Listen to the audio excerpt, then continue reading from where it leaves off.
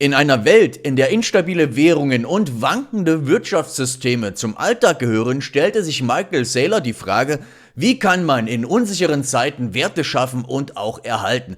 Hör dir daher das genau an, denn das kommt auf uns zu, das musst du wissen. When the currency unwinds and the assets unwind, the supply chains break. When the supply chains break, specialization of labor breaks down, the entire economy breaks down. Michael Saylor sagt es konkret, wenn die Währung instabil wird und Vermögenswerte ihren Wert verlieren, geraten auch die Lieferketten ins Wanken. Fällt das System der Lieferketten dann auch noch aus, bricht die Arbeitsteilung zusammen und schlussendlich, laut Michael Saylor, kann die gesamte Wirtschaft dann nicht mehr funktionieren und das sehen wir aktuell in verschiedenen Ländern auf der Welt. Letztendlich könnte es dazu kommen, dass jeder dann dazu gezwungen ist, sein eigenes Essen anzubauen, laut Michael Saylor, wenn es dazu kommen sollte. Aber eigentlich wollen wir das alle gar nicht. Wir streben nach Wohlstand, ohne selbst im Garten arbeiten zu müssen. Denn wenn jeder für seine eigene Nahrung sorgen müsste, würde die Produktivität extrem sinken. Und der Wohlstand natürlich ebenfalls. Eventually everyone has to grow their own food, right? You want abundance, you don't actually grow your own food in your backyard, right? Productivity drops by a factor of 100 to 1,000 if you can't solve this coincidence of wants problem. Und Michael Saylor ist ein Unternehmer und Geschäftsführer. Er ist Mitbegründer, ehemaliger CEO und Executive Chairman von MicroStrategy, einem Unternehmen, das Software- und Cloud-basierte Dienste anbietet. MicroStrategy ist der weltweit größte börsennotierte Unternehmenseigentümer von Bitcoin mit über 214.000 Bitcoin. Und laut Michael Saylor, um die Finanzprobleme zu lösen, ist es laut ihm wichtig, eine stabile Währung zu haben, die über Zeit und Raum hinweg funktioniert. So you need sound money. And it needs to work across time and space. Denn die Währungen, die wir heute benutzen, können vielleicht in bestimmten Regionen gehandelt werden, aber es gibt Beschränkungen, wie zum Beispiel in Nigeria, wo es vermutlich illegal ist, irgendjemanden einem Dollar zu bezahlen. Und das liegt an den Währungs- und Kapitalkontrollen, die besonders dann greifen, wenn die Wirtschaft eines Landes kollabiert. In Ländern mit instabilen Währungen möchte niemand langfristig Verträge abschließen, weil das Geld in einem Jahr viel weniger wert sein könnte, als es heutzutage ist. Das macht es im Grunde genommen schwierig, Geschäfte über Zeit und über Ländergrenzen hinweg zu machen. Right now, by the way, it's probably illegal to actually pay someone in a dollar in Nigeria. Really? Yeah, like so. Just currency controls. Yeah, capital control. You see capital controls all over the world, especially when the currencies collapse, the capital controls go in place. So you can't trade money or you can't trade the currency across borders. And of course, you certainly can't trade the currency with your future self 10 years from now. And how do you even trade a currency? You know, in collapsing countries, you'll find nobody wants to sign a 3-year contract because the local currency is not going to be worth the same amount in 3 years. So, Den Schlüssel, laut Michael Saylor, zu einer blühenden Wirtschaft ist also, das Problem mit der Währung zu lösen. the key to abundance is fixing the money problem. Und nicht nur das, sondern auch, dass die Menschen sich aus der finanziellen Abhängigkeit befreien, was im Grunde genommen mit Bitcoin und auch auf gewisse Art und Weise mit Krypto möglich ist. Und wenn du wissen willst, wie du dir finanzielle Freiheit mit Krypto aufbauen kannst, dann klick auf den Link in der Beschreibung unterhalb des Videos und schau dir das an. Diese Möglichkeit wird es nicht mehr lange geben. Dann spricht Michael Saylor noch über den Prozess, wie er angefangen hat, in Bitcoin zu investieren, und das ist extrem interessant. Michael Saylor reflektierte über seine Entscheidung, in Bitcoin zu investieren. Und im Grunde genommen ging es darum, nach wochenlangem Überlegen und der Einsicht, dass sich die Weltwirtschaft verändert hatte, entschied er sich Ende März bis Mai persönlich Millionen Dollar in Bitcoin zu investieren. Das war vor einigen Jahren. Als CEO eines börsennotierten Unternehmens musste er jedoch die Zustimmung seines Führungsteams, der Aufsichtsräte sowie der Buchhalter und auch Anwälte einholen, damit er das machen konnte. How long did it take you from studying this idea to making the decision to buy 250 million worth of Bitcoin? I started thinking about it, I guess, late March, April. It took about 8 weeks before 4 to 8 weeks of constant thinking before I came to the conclusion it was a good idea. And it was probably, for me to make the decision, I had made the decision personally by late May. I bought $175 million of Bitcoin in late May of 2020. Personally? Personally, but that was just me negotiating with myself. And I guess I started probably late March, early April. So that's 6 weeks to get there.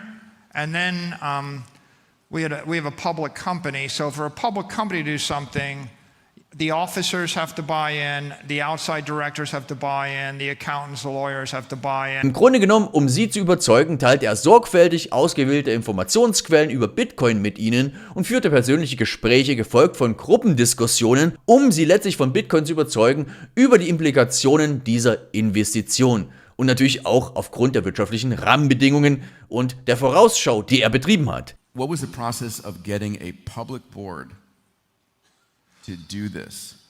Well, in that case, I actually pull the 3 most compelling videos on Bitcoin off of YouTube.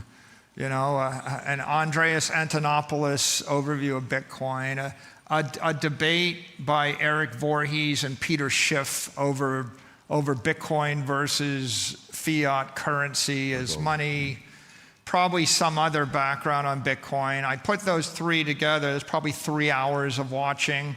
I included some articles, some short articles, maybe by some of the Bitcoin OGs.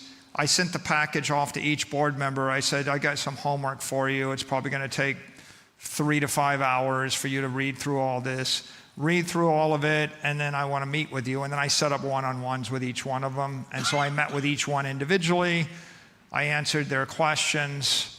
Then after that, we had a group meeting. Then after that, we broke into committees to study different aspects, the accounting, the disclosures, the whatever. And so it was a group process. And of course, the CFO and the general counsel at the time were also heavily involved. Die Entscheidung kam in einer Zeit, in der das Unternehmen finanziell stagnierte mit $500 Millionen in der Kasse, die aber keine Zinsen brachten und einem stark gefallenen Aktienkurs. Das heißt, der Druck der Aktionäre wuchs immer mehr und mehr, da eine vernünftige Rendite ausblieb. Und die Pandemie verschärfte die Situation noch, da sie das traditionelle Arbeitsumfeld auflöste und die Bindung der Mitarbeiter an das Unternehmen im Grunde genommen auch schwächte. Vor der Wahl zwischen dem Verkauf des Unternehmens und dem langsamen Niedergang entschied sich Saylor für ein Wagnis. Er investierte in Bitcoin, um einen neuen Wert zu schaffen und die Zukunft seines Unternehmens auch zu sichern. Und Michael Saylor und sein Unternehmen standen im Grunde genommen vor einer entscheidenden Wende, als sie beschlossen, ein finanzielles Wagnis einzugehen. Sie führten eine holländische Auktion durch, um eigene Aktien im Wert von $250 Millionen zurückzukaufen und investierten gleichzeitig diesen Betrag in Bitcoin. Und diese Strategie bot den skeptischen Aktionären eine Ausstiegsmöglichkeit zu einem attraktiven Preis zu diesem Zeitpunkt und markierte gleichzeitig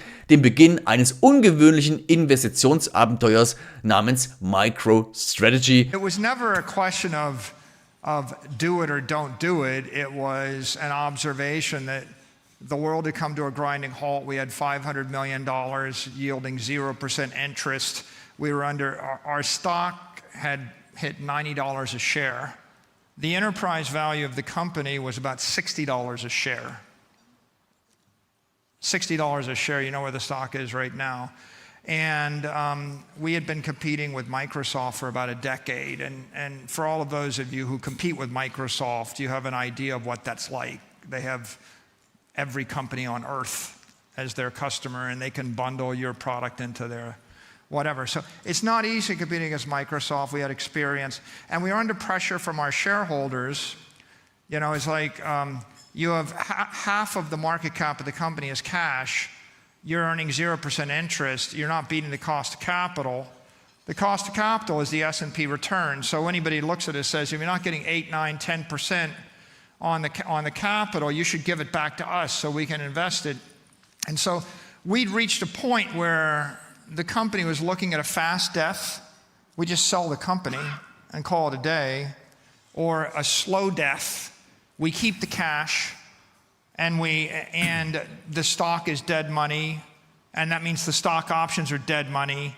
And that was the time when it used to be employees worked for you because they liked the community and the schools and their home, and maybe they were loyal to you because they saw you every day in the office.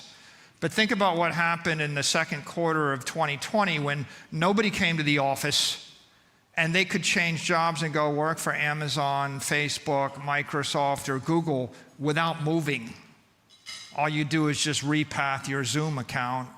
And so all of a sudden you're staring at big tech, the big tech companies more powerful than most countries and getting more powerful. And you've lost the human connection. They don't have to move to San Francisco. They can simply take a job. And nobody ever got hired by big tech for less money than they're making working for you.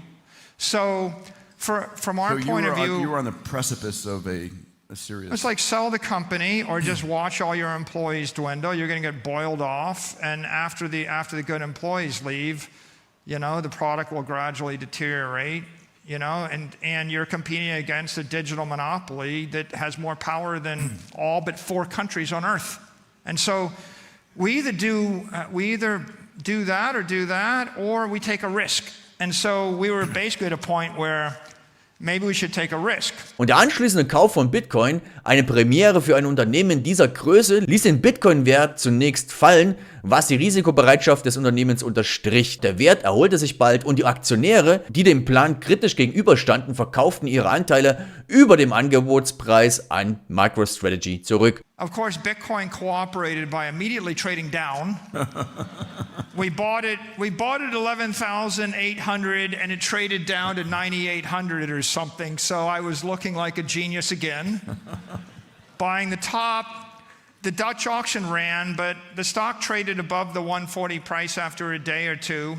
Everyone that didn't like the idea just traded out at above 140.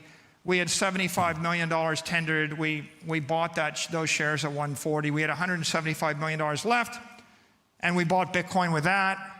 And so we had basically transformed ourselves into a company with Bitcoin as a treasury reserve asset through that capital markets activity. Und diese Transaktionen transformierte Saylors Unternehmen in eine Entität, die Bitcoin als zentralen Vermögenswert betrachtet. Und das war ein Schritt, der seine Vision einer finanziellen Innovation oder finanziell innovativen Zukunft untermauerte. Du hast es im Grunde genommen gehört, was Michael Saylor gesagt hat.